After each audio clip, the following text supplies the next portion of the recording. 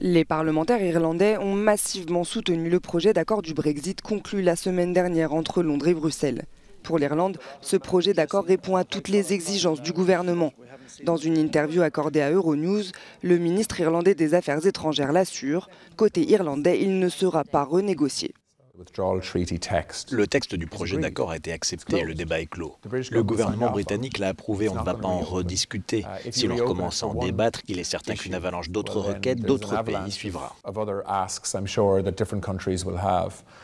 Le projet d'accord rencontre toujours la résistance des partisans d'un Brexit dur au Royaume-Uni car le texte est loin de la reprise de contrôle qu'ils souhaitaient.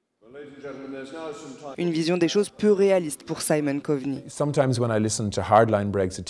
Si on les écoute, on se rend compte qu'ils simplifient parfois le Brexit en une série de choix complètement irréalistes, comme si la Grande-Bretagne pouvait avoir tout ce qu'elle voulait et que l'Union européenne devait tout accepter sans rien dire.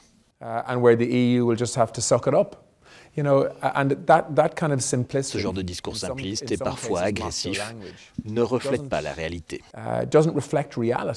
Le projet d'accord doit encore être ratifié par le Parlement britannique dans un vote mi-décembre. Même s'il est approuvé, Simon Coveney espère que le Royaume-Uni pourra un jour revenir dans l'Union européenne. Je pense que si elle veut, la Grande-Bretagne pourra revenir dans l'Union européenne en un rien de temps. En réalité, personne ne veut qu'elle ne quitte l'Union. De nombreux pays de l'UE se tournent vers la Grande-Bretagne pour savoir où aller. Car sans la Grande-Bretagne, l'Union européenne est moins forte.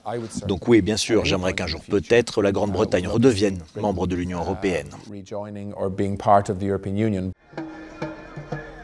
Un sentiment partagé par les partisans d'un nouveau référendum qui garde le mince espoir que le processus du Brexit puisse encore être inversé.